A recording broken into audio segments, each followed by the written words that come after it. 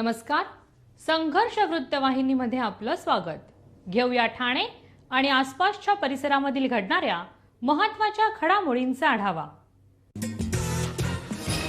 2 पगार न मिळाल्याने पाणी पुरवठा विभागाचे कामगारांच्या काळ्या फिती लावून आंदोलन.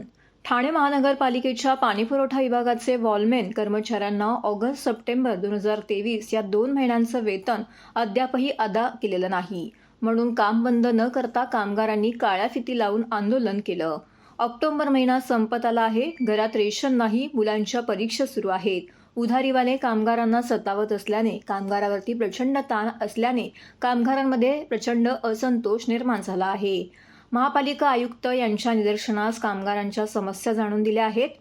कळवा प्रभाग समितीचे उपायुक्त मनीष जोशी आणि सहाय्यक आयुक्त सुबोध ठाणेकर यांना भेटून गाऱ्हाणी मांडण्यासाठी कळवा प्रभाग समितीसमोरच हे आंदोलन करण्यात आलं. कामगारांना त्वरित वेतन अदा करावे, दीपावलीच्या अगोदर बोनस मिळवून देण्याचीही मागणी यावेळी करण्यात आली. नागरिकांना त्रास न देता संबंधित सफाई कामगारांनी आंदोलन करून हे प्रश्न सुटले नाहीत तर तीव्र आंदोलन करण्याचा इशाराही श्रमिक जनता संघ युनियनचे सरचिटणीस जगदीश खेरालिया यांनी दिला आहे. पगार न देणाऱ्या ठेकेदारावर कारवाई झालीच पाहिजे. वेळेवर पगार न देणाऱ्या ठेकेदारावर कारवाई झालीच पाहिजे. ठेकेदाराला पाठीशी घालणाऱ्या अधिकाऱ्यांवर कारवाई झालीच पाहिजे. हम सब खून पसीना लेता है, पैसा देना रोता है.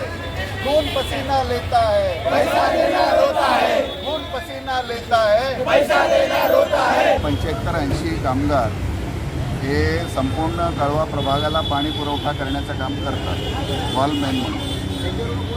या सर्व कामगारांना ऑगस्ट महिन्याचा सप्टेंबर महिन्याचा पगार अद्यापही आज 25 तारीख आहे ऑक्टोबरची, अजूनही मिळालेला नाही.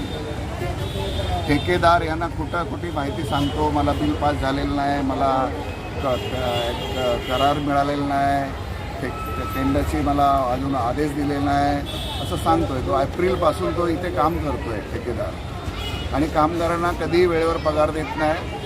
पगारामध्ये सुद्धा तो कटाती करतो. म्हणजे कामगारांना किमान वेतनाची जी रक्कम आहे त्याच्यात पण फक्त 15,000 रुपये यांच्या बँकेत पाठवतो, बाकीची रक्कम तो हडप करतो. याबाबत आम्ही माननीय आयुक्त बांगर साहेबांकडे तक्रार केलेली आहे आणि त्या खात्याचे जे अधिकारी आहेत पाणी खात्याचे त्यांना पण तक्रार केली आहे. आता कळवा प्रभागले आहोत की कळवा प्रभागामध्ये हे काम करतायत.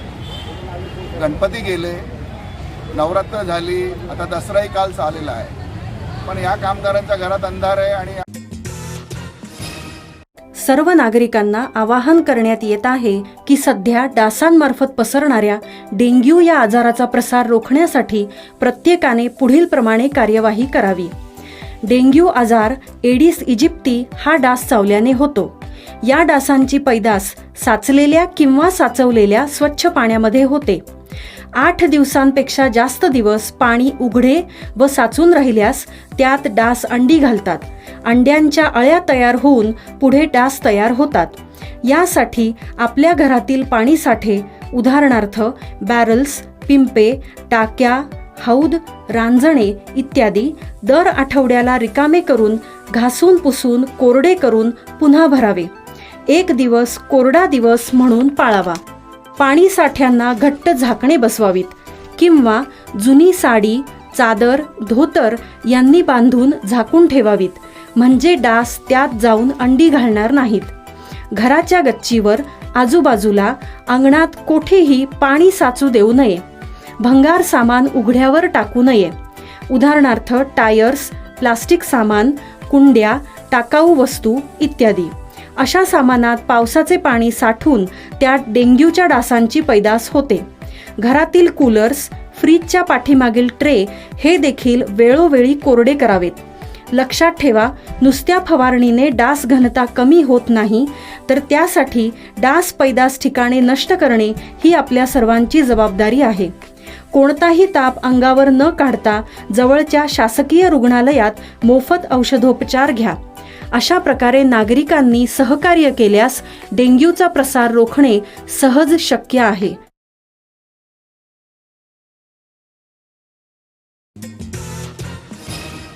स्वच्छ स्थानकाचा प्रथम पुरस्कार ठाणे रेल्वे स्थानकाला जाहीर. स्टेशन मास्तर केशव तावडेंचं सर्वत्र कौतुक. मध्य रेल्वे मार्गावरील ऐतिहासिक ठाणे रेल्वे स्थानकाला स्वच्छतेच्या बाबतीत प्रथम क्रमांक मध्य रेल्वेने जाहीर केला आहे. ठाणे स्टेशन मास्तर केशव तावडे आणि त्यांच्या टीमने रेल्वे स्थानकाचा परिसर स्वच्छ आणि सुंदर करण्यामागे 24 तास प्रयत्न केल्याचे हे फळ मध्य रेल्वेने दिलं असून स्वच्छ आणि सुंदर रेल्वे स्थानक म्हणून प्रथम क्रमांक ठाणे रेल्वे स्थानकाला जाहीर करण्यात आला आहे.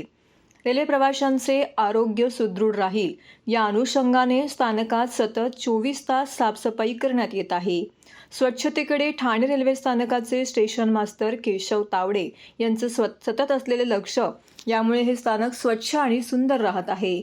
तसेच स्थानक स्वच्छ व सुंदर राखण्याचा प्रयत्न केला जात असल्याने याची दखल मध्य रेल्वेने घेऊन रेल्वेच्या 5 क्षेत्रीय 466 स्थानकाच्या पाहणीत ठाणे स्थानकाला सर्वात स्वच्छ स्थानकाचा प्रथम क्रमांक जाहीर करण्यात येऊन गुणगौरव समारंभ कार्यक्रमात या ठाणे रेल्वे स्थानकाला स्वच्छ आणि सुंदर रेल्वे स्थानक म्हणून गौरवण्यात येणार आहे.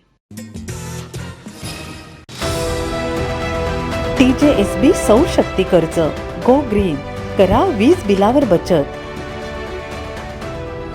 आकर्षक व्याजदर, 84 महिने परतफेड कालावधी, 80% लोन, व्यावसायिक आणि उद्योजकांकरता सुद्धा. अधिक माहितीसाठी तुमच्या जवळच्या शाखेला भेट द्या किंवा संपर्क साधा. 1800-223-466 आणि 1800-266-3466.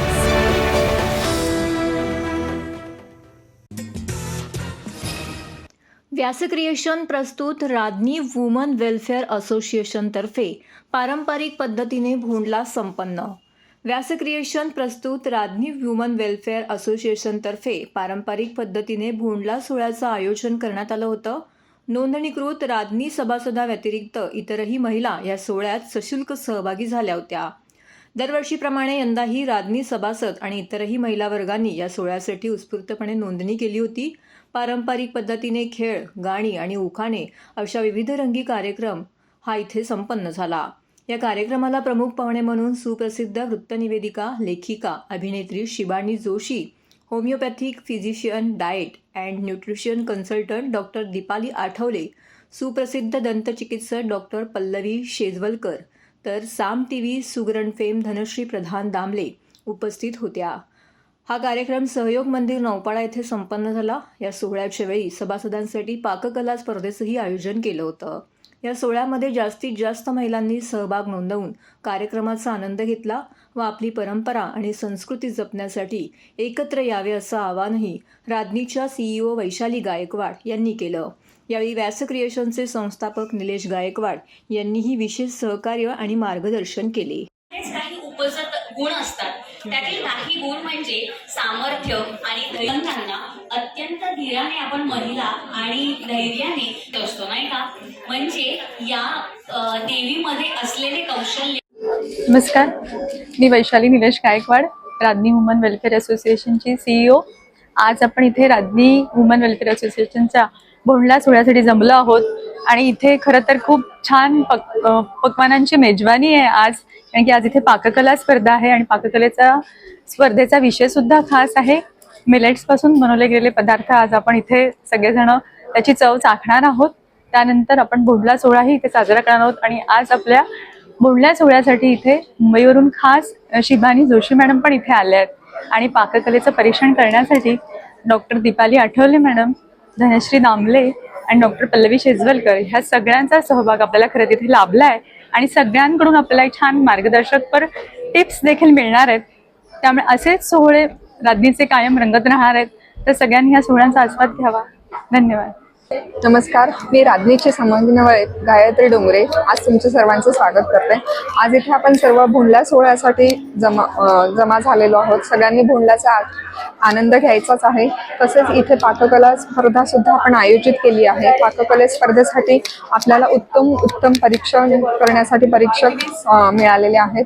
त्यांचे नाव आहेत डॉक्टर पल्लवी शेजवलकर, डॉक्टर दीपाली आठवले, शिबानी जोशी आणि धनश्री दामले. हा सगळ्या उत्तम परीक्षण इथे करत आहेत.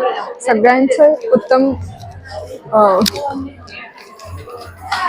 उत्तम कार्य इथे पार पाडत आहे. सगळ्यांनी भोंडल्याचा आस्वाद घ्यावा. आदिवासी समाज आजही महाराष्ट्राच्या दुर्गम भागात वसलेला असून त्यांना इतर समाजाप्रमाणे मुख्य प्रवाहात आणण्यासाठी भारतीय संविधानाने आरक्षण दिलं आहे. अत्यंत मागास आणि आर्थिकदृष्ट्या दुर्बल असलेल्या या समाजाला मिळालेल्या आरक्षणातूनच धनगर समाजाला आरक्षण द्यावे असा निर्णय शासनाने घेतला असल्याने संतप्त झालेल्या आदिवासी समाजातील संघटनांनी एकत्र येऊन सरकारला गंभीर इशारा दिला आहे.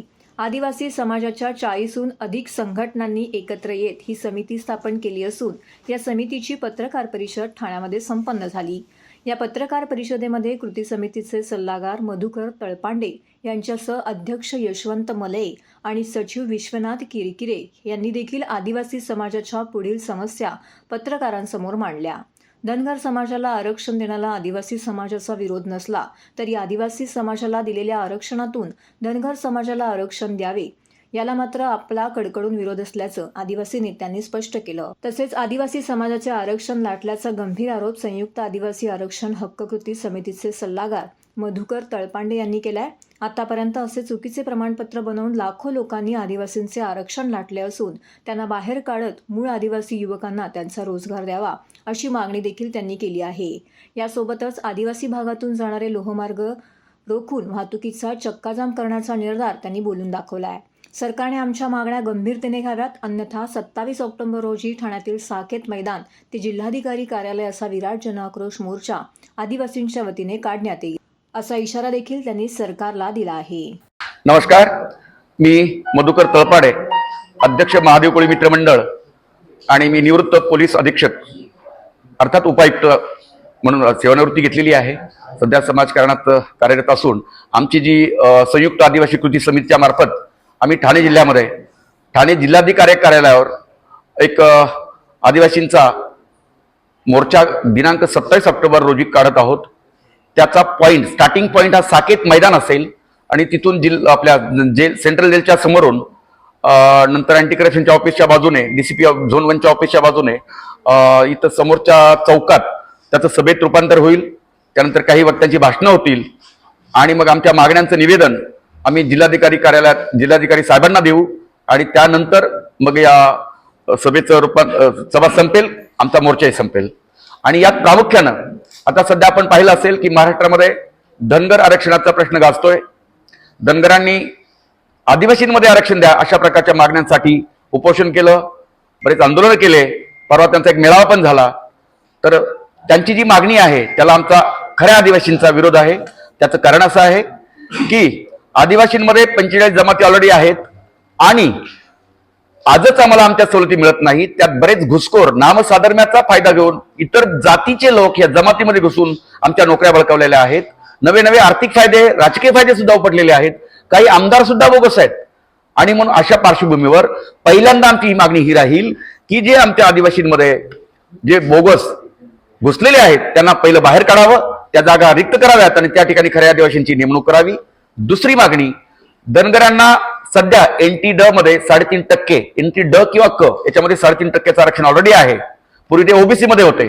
आज त्यांचं म्हणणं आहे की आम्ही STचं आरक्षण आम्हाला द्यावं कारण आमचं यादीमध्येच नोटिफिकेशन मध्येच नाव धनगड असं आहे. मला इथं सांगावं असं वाटतं, धनगड अशी जमात कुठे नाही, धांगड अशी एक जमात आहे जी ओराव जी जमात आहेत त्यांच्या शेतीवर काम करणारे ते हे धांगड. आणि धांगड जमात आपल्या महाराष्ट्रामध्ये गडचिरोलीमध्ये एटापल्ली, आल्लापल्ली या भागात फक्त 44 कुटुंब शिल्लक आहेत. ती देखील व्हॅनिश होण्याच्या मार्गावर आहे. आणि ही धांगड जमात मध्य प्रदेश, छत्तीसगड या भागामध्ये आहे. आणि म्हणून त्यांचा जो स्टँड आहे की धनगड हे नोटिफिकेशन मध्ये आहेत, धनगड चुकून धनगडचं धनगड झालंय तसं नसून ते धांगड आहे. त्यामुळे त्यांच्या म्हणण्याला काही अर्थ नाही. आमची विनंती राहील शासनाने त्यांना वेगळं आरक्षण जरूर द्यावं पण आदिवासींमध्ये आरक्षण देऊ नये. तर हे होतं संघर्ष वृत्तवाहिनीचं आजचं बातमीपत्र. उद्या पुन्हा भेटू याच वेळी याच ठिकाणी ताज्या घडामोडींसह. तोपर्यंत नमस्कार.